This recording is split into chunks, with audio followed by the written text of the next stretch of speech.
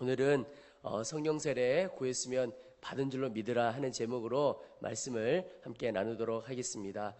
여러분, 이 새벽 기도회를 통해서 정말 성령 세례 또 하늘의 권능이 우리 가운데 있어야 하겠다 하는 마음의 소원이 우리 가운데 있고, 또 정말 주 앞에 구함으로 성령 세례 다 받고 하늘의 권능을 받게 되시기를 축복합니다.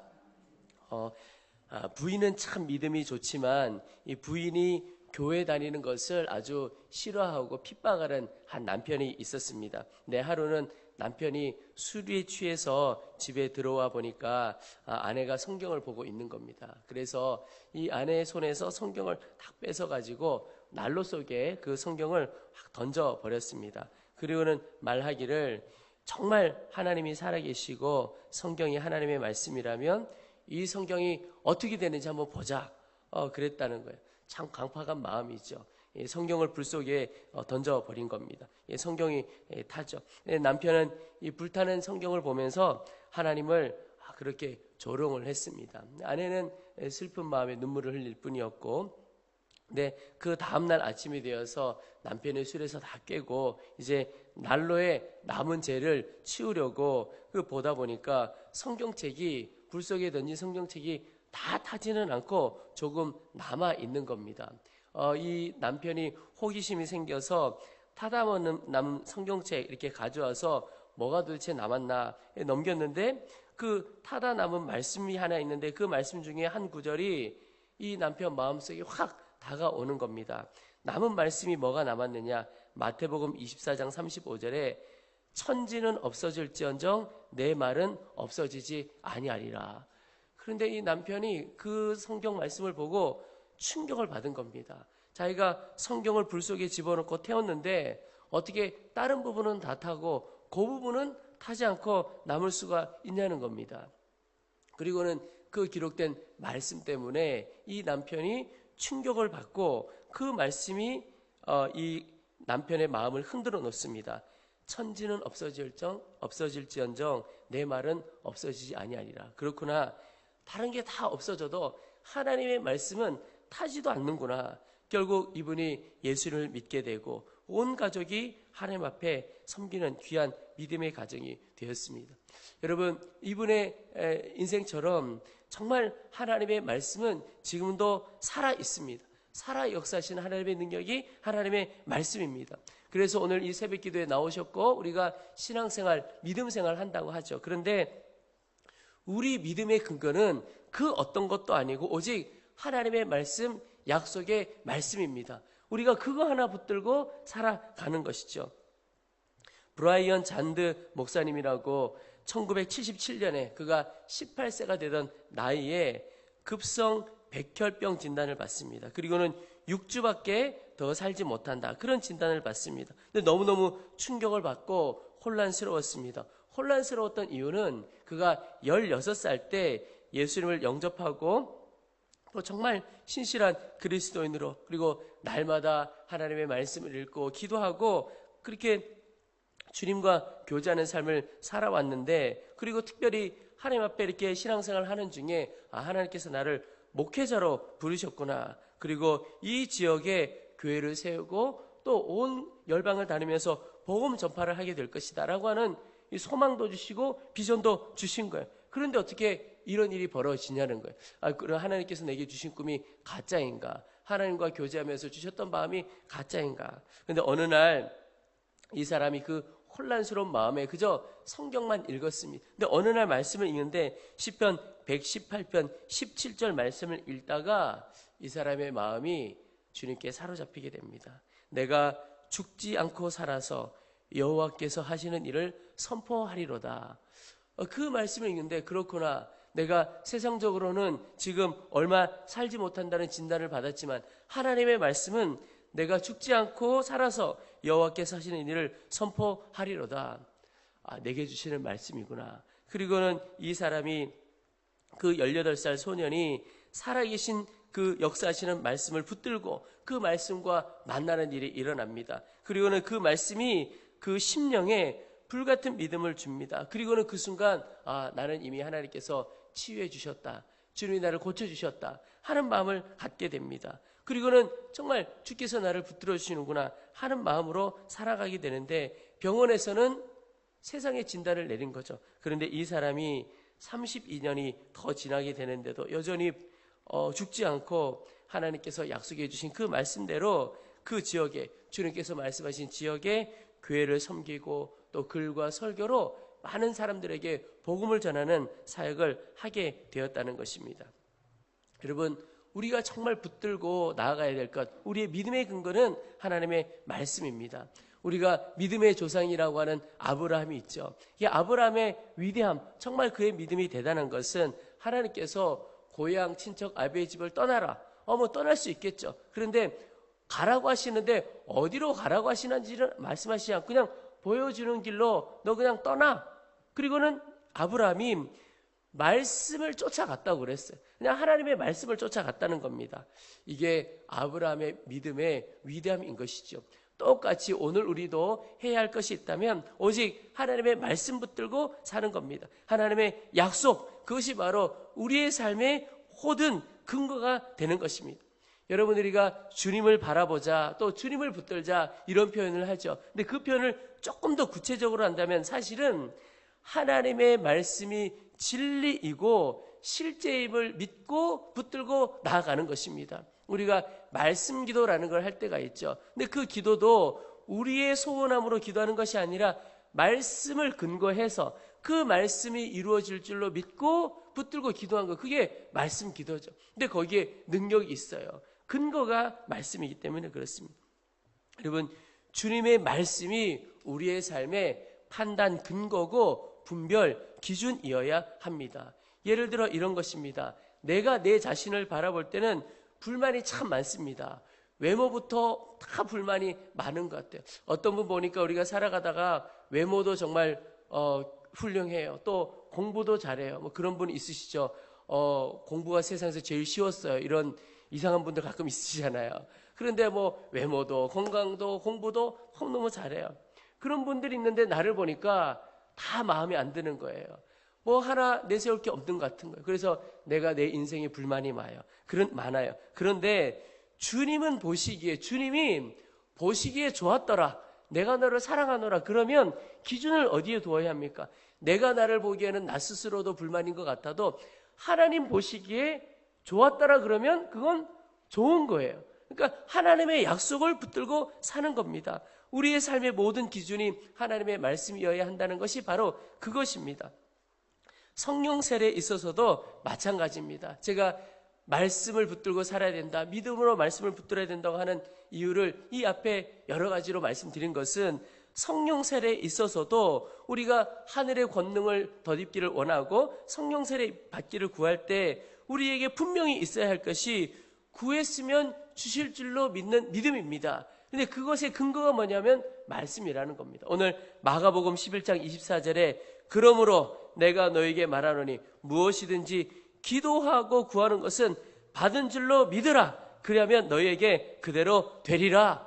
여러분, 우리가 구하면 이미 받은 줄로 믿고 구하는 겁니다. 그래서 여러분, 오늘 우리 나온 모두가 이미 성령 세례 다 받은 사람인 것입니다. 하늘의 권능이 우리 가운데 임한 것이에요.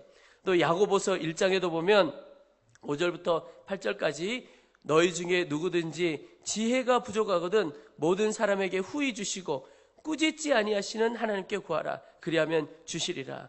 오직 믿음으로 구하고 조금도 의심하지 말라. 의심하는 자는 마치 바람에 밀려 요동하는 바다 물결 같으니 이런 사람은 무엇이든지 주께 얻기를 생각하지 말라. 두 마음을 품어 모든 일에 정함이 없는 자로다. 여러분, 오늘 주님 앞에 구하는 자에게 하나님께서 말씀하신 그 기준이 무엇입니까? 구했으면 받은 줄로 믿고 의심하지 말고 구하라. 그게 하나님의 말씀이에요. 이건 믿고 우리가 기도하는 것입니다. 여러분, 오늘 우리가 살아가면서 정말 해결함 받아야 될 것 하나가 무엇이냐면 하나님의 말씀을 정말 잘 믿지 않는 그 불신앙입니다. 그게 우리 가운데서 해결돼야 하는 거예요. 내가 너를 사랑하노라. 내가 너를 고쳐주리라. 내가 너와 함께하리라. 하나님께서 약속하신 것이면 이건 진리다, 실제다 라고 하는 것을 믿는 믿음 우리에게 필요합니다. 그래서 구했으면 받은 것이나 마찬가지고 이미 받은 것이다. 이게 우리가 붙들어야 할 하나님의 말씀인 것이죠.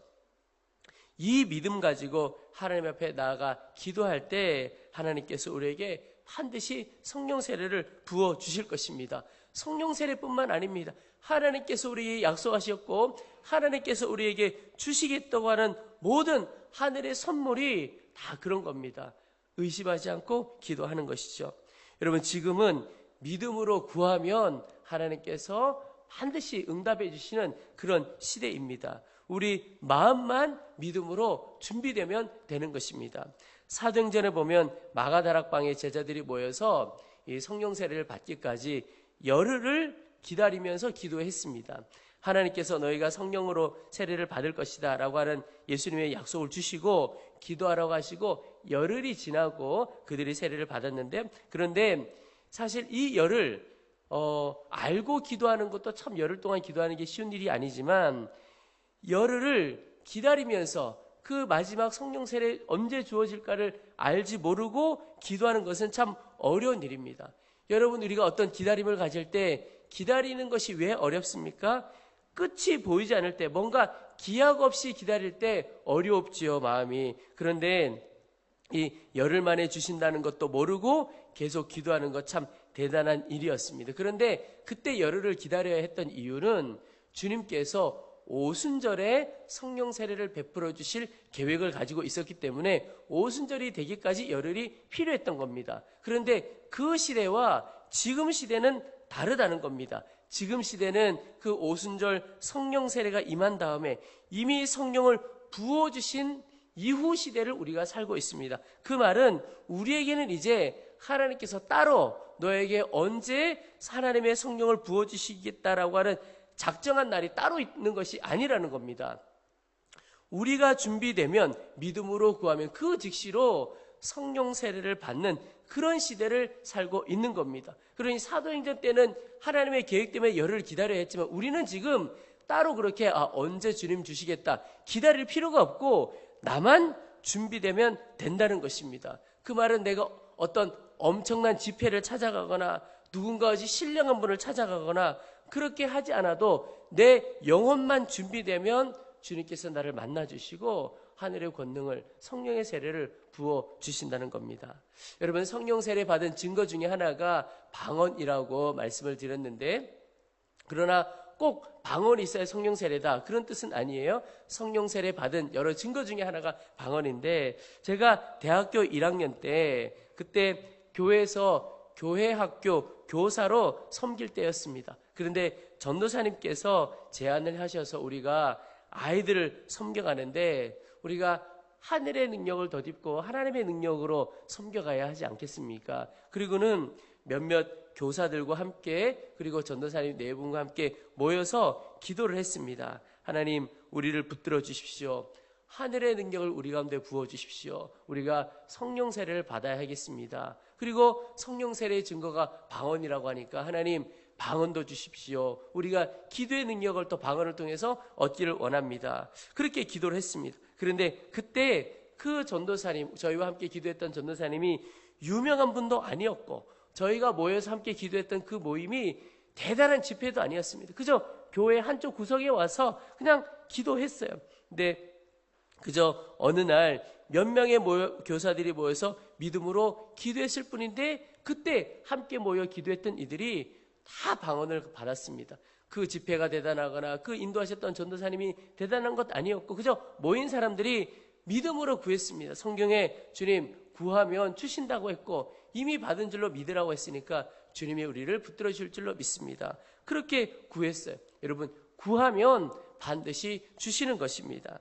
제가 부산에서 오늘처럼 이렇게 새벽 기도할 때, 근데 그날은 특별 새벽 기도회도 아니었습니다. 그냥 청년 때 평범한 새벽 기도였어요. 와서 말씀을 듣고 기도하는 중에 갑자기 제 마음에 삼손이 생각이 나는 겁니다. 여러분, 삼손 다 아시죠? 장발의 능력자 삼손. 그런데 삼손의 생각이 나는데 그의 인생이 파노라마처럼 제 머릿속에 싹 지나가는데 하나님께서 삼손에게 엄청난 능력을 주셨지요.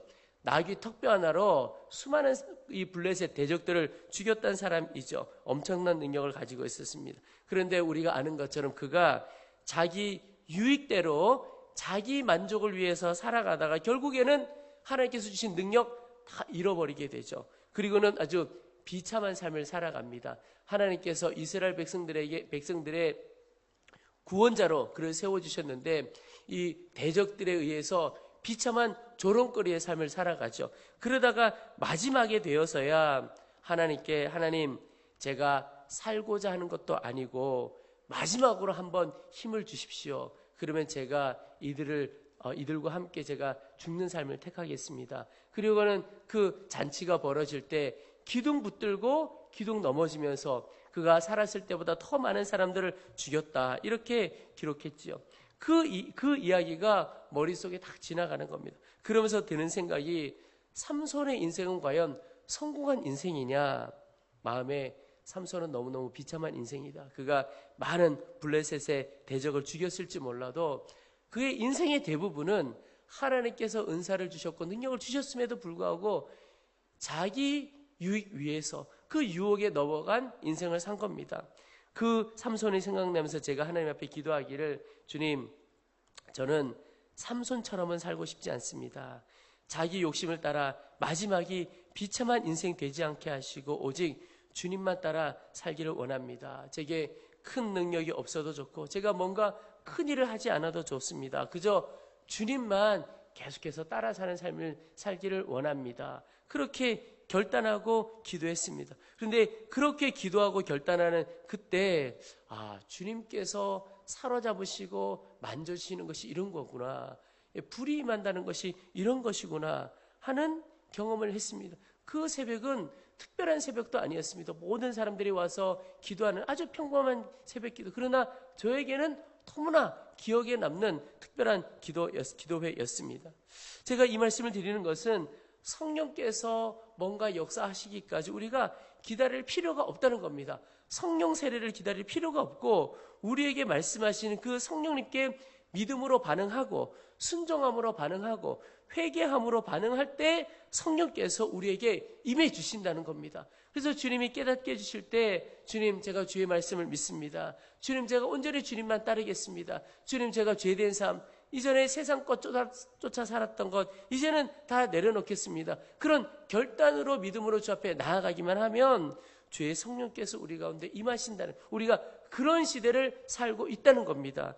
중요한 것은 하나님 앞에 우리가 정말 구하느냐, 정말 기도하느냐 하는 겁니다. 여러분, 열쇠는 우리에게 있습니다. 하나님은 이미 다 준비가 되어 있으세요. 하나님은 우리에게 성령 세례를 베풀어 주시고 하늘의 권능을 주시고 놀라운 선물을 주시려고 다 준비되어 있는 겁니다. 무슨 날짜를 정하고 기다리시는 게 아닌 겁니다. 근데 우리가 열쇠입니다. 우리가 정말 구하느냐, 성령의 세례를 구하고 하늘의 권능을 구하느냐, 또 성령 세례를 받았는데 능력을 잃어버린 분들, 성령 충만을 구하고 권능의 회복을 정말 구하느냐, 우리에게 열쇠가 있는 겁니다. 여러분, 어제 하루 어떻게 지내셨습니까? 하늘의 권능을 구하셨습니까? 무엇을 하든지 주님의 권능을 주셔야겠습니다. 주님, 내게 성령 세례를 베풀어 주셔야겠고 성령의 충만함을 회복해야 하겠습니다. 그 마음으로 살아가셨습니까? 정말 구했느냐? 우리가 구하는 것을 하나님도 인정하시고 주변 사람들도 인정을 하는가? 여기에 열쇠가 있습니다. 저 사람 보니까 정말 하늘의 권능을 구하고 사모하는구나 하는 것을 우리의 가족들도 우리 주변 사람들도 주님도 인정하는 여러분 되시기를 축복합니다. 저는 우리 교회 모든 가정이 정말 천국 같은 가정 되기를 원하고 또 우리의 자녀들이 정말 주님 앞에 믿음으로 서는 그런 가정 되기를 소망합니다. 아마 오늘 오신 분들 다 마음에 소망이 있으실 것입니다. 정말 남편 역할, 아내 역할, 또 부모 역할 정말 잘 해보고 싶으실 것입니다. 그런데 하나 질문을 해보겠습니다. 그렇다면 남편은 어떻게 하고 아내는 어떻게 해야 하는지 요즘 많은 책들이 나와 있는데 혹 그런 설명하는 책 하나 읽어보신 적 있으십니까? 읽어보신 분들은 정말 축복합니다. 여러분, 내가 그런 책 한번 읽어보지 않고 남편 역할하고 아내 역할을 해봐야 되겠다. 부모는 어떻게 하는 것인가? 그런 마음이 있다면 그건 정말 사모한다고 말하기는 좀 어려울 수 있겠습니다. 꼭 책을 읽어야만 된다, 이런 뜻은 아닙니다. 제가 말씀드리고 싶은 것은 내가 정말 사모함이 있다면 그 사모함이 어떻게든 드러난다는 겁니다. 내가 남편인데 엉망으로 사는 것 같아. 남편 역할 어떻게 하는 것이 정말 주님께서 기뻐하시는 남편 역할인가? 그 소원함이 있다면 책이라도 하나 보게 된다, 이런 뜻입니다. 아내로서 아이를 키우는데 너무 힘들어요. 도무지 아이를 어떻게 키우는 것이 주님 뜻대로 키우는 것인가 정말 알고 싶다. 그러면 도대체 이 믿음의 선배들은 어떻게 아이들을 키운 건가 찾아보게 된다는 것입니다. 여러분을 정죄하고 징계하고 막 핍박 이런 뜻이 아니고 제 이야기입니다. 보니까 저는 그냥 좋아서 결혼만 하면 되는 줄 알았습니다. 근데 살고 보니까 결혼만 한다고 좋은 남편 되고 아이만 놓는다고 좋은 아버지가 되는 게 아니고 배워야 되고 알아가야 되더라고요. 보니까 내가 공부도 해야 되고 알아가야 되는구나. 사모함이 있으면 그렇게 되어진다는 겁니다. 여러분, 정말 소원함이 있고 간절함이 있는 사람은 드러나게 됩니다. 정말 소망하는 사람, 기도도요, 믿고 끝까지 구하는 자가 됩니다. 하나님께서 이미 받은 줄로 여기라, 믿으라 그랬으니까 주님 믿습니다. 그런데 보여주세요. 그렇게 되어지는 거죠. 여러분, 우리 교회와 오늘 모든 성도들이 이 성령 세례에 있어서도 또 다른 모든 일에 있어서도 이렇게 끝까지 구하고 하나님께서 역사하시는 때까지 나아가게 되기를 축복합니다. 이재수 선교사님, 우리 너무 귀한 선교사님이신데 선교사님 말씀 중에 고향 이야기를 하신 적이 있습니다. 고향이 강원도 아주 산골짜기인데 눈이 그렇게 많이 온다는 겁니다. 근데 눈이 내리면 얼마나 눈이 많이 내리든지 그 튼튼하던 나무 가지가 눈이 쌓여서 꺾여지는 때가 있다는 겁니다. 아니, 그 작은 눈송이가 와서 나뭇가지가 꺾이는 일이 있을까? 그런데 선교사님이 자세히 보니까 눈이 올 때 단번에 나뭇가지가 꺾여지는 게 아니라는 겁니다. 나뭇가지에 눈이 한 송이 한 송이 쌓이고 쌓이는데 그 튼튼한 나뭇가지가 눈송이가 쌓이고 쌓이다가 멀쩡하게 있다가 마지막에 눈송이 하나가 그 위에 탁 떨어질 때 그 튼튼하던 나뭇가지가 쩍 하고 꺾여지더라는 겁니다. 그러면서 선교사님 말씀하시는 것이 하나님의 역사도 하나님의 기도 응답도 또 우리가 기도하는 것도 이와 같다. 우리가 기도하는 한순간 한순간이 작은 눈송이, 저 눈송이에 무슨 나무가 꺾여질까? 그런데 그 눈송이가 쌓이고 쌓이고 믿음으로 나아갈 때 마지막 기도의 눈송이 하나가 쌓일 때 나뭇가지가 우리의 삶이 바뀌어지는 역사가 일어나게 된다는 겁니다. 여러분, 믿음의 사람은 기도의 한 송이 한 송이를 쌓게 됩니다. 사모함과 간절함으로 쌓는 거예요. 지금은 나무가 멀쩡해 보여도 결국은 이 나무는 꺾여진다. 그 믿음 가지고 기도의 눈송이를 쌓는 거죠. 저는 교회적으로도 마찬가지라고 생각합니다. 나 한 사람이 기도하는 자리, 예배하는 자리 더하고 빠지는 게 무슨 영향이 있을까? 여러분, 그렇지 않습니다. 오늘 기도하는 우리 한 사람이, 예배하는 우리 한 사람이 어쩌면 나뭇가지를 꺾여내는 마지막 그 눈송이일 수가 있다는 겁니다. 엄청난 영향력을 가지고 있는 것이죠. 여러분, 우리에게는 정말 하나님의 능력이 필요합니다. 하루하루 살아갈수록 내 힘으로, 내 의지로 살아갈 수 없다는 것을 정말 깨닫게 됩니다. 내 삶도, 우리의 가정도, 또 우리에게 맡기신 모든 사명도 주님의 권능이 필요합니다. 혹 어떤 분들 중에 여전히 내 힘으로 살아갈 수 있다 생각되는 분들, 내 힘으로 살다가 다 힘 빠지고 나서야 내 힘으로 살 수 없습니다. 그렇게 주 앞에 나오는 것 얼마나 안타깝습니까? 내 힘으로 살 수 없고 하늘의 능력이 있어야 살아갈 수 있음을 깨닫고 인정하는 사람이 정말 지혜로운 사람이지요. 여러분, 주님 앞에 구할 때 내 욕심으로 구하는 것이 아니고 하나님의 약속하신 것이라면 믿음으로 구하면 됩니다. 구하면 반드시 꺾여지는 역사가 있게 되는 겁니다. 이것이 내 욕심인가 아니면 주님의 약속인가, 이거 하나만 분별하는 겁니다. 근데 그 분별도요, 하나님의 약속의 말씀에 다 있고 주님께서 깨닫게 해주시는 거예요. 내 안에 계신 성령께서 그거 너의 욕심이다, 그거 주의 말씀이다 분별 주시면 말씀이면 말씀만 붙들고 나아가는 겁니다. 주님의 약속이라면 구하고 받은 줄로 믿는 우리 모두가 되시기를 축복합니다. 우리 이제 기도할 텐데, 찬양할 텐데, 우리 성경 말씀 한 구절 같이 큰 소리로 읽고 찬양하고 기도하겠습니다. 마가복음 11장 24절 우리 큰 소리로 함께 읽겠습니다. 그러므로 내가 너에게 말하노니 무엇이든지 기도하고 구하는 것은 받은 줄로 믿으라. 그리하면 너에게 그대로 되리라. 아멘. 여러분, 오늘 종일, 하루 종일 성령 세례, 또 성령의 충만함을 믿음으로 구하는 하루 되시기를 축복합니다. 주님께서 반드시 부어 주실 것입니다.